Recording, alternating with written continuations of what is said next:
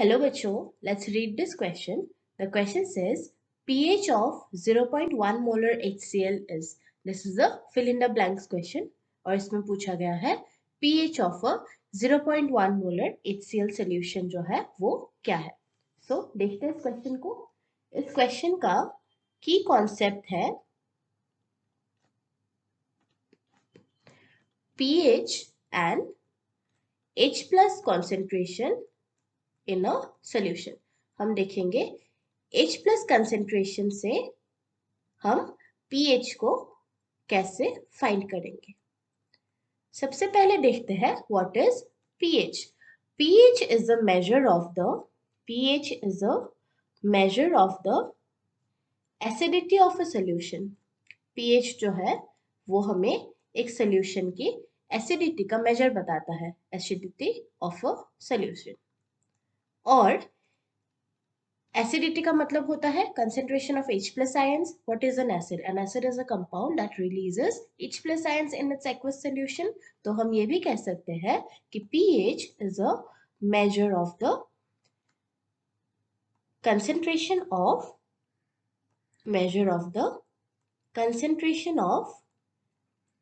H plus in a solution.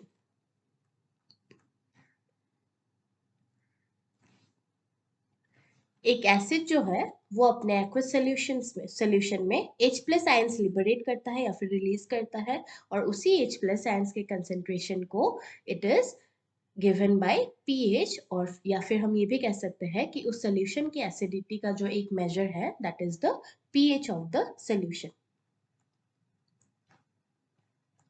और इस pH को फाइंड करने के लिए we will use the simple formula which is pH is equal to minus log of H plus concentration.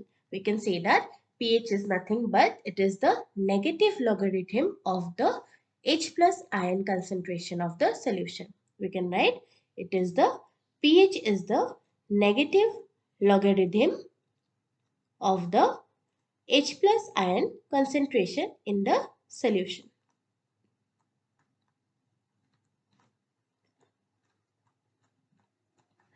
So, अगर हमें किसी भी सोल्यूशन में H प्लस का कंसेंट्रेशन पता है तो हम इस फॉर्मूला को यूज करके उस सोल्यूशन का pH पता कर सकते हैं.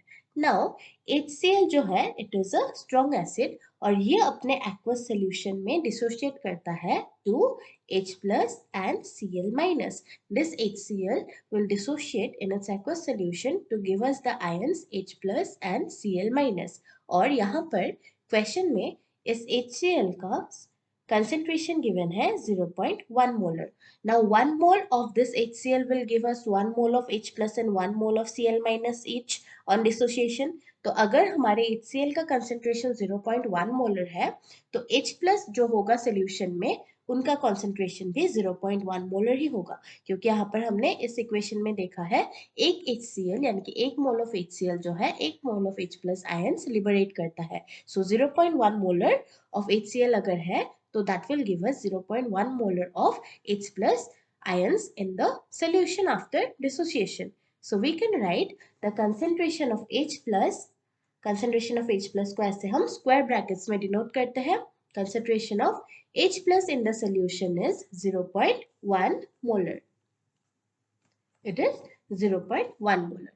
अब concentration of H plus अगर हमें पता है तो हम इस solution का pH calculate कर सकते हैं by using this formula that is pH is equal to minus log of concentration of H plus. यहाँ पर concentration of H plus की value को हम substitute कर देंगे that will give us pH equal to minus log of 0.1.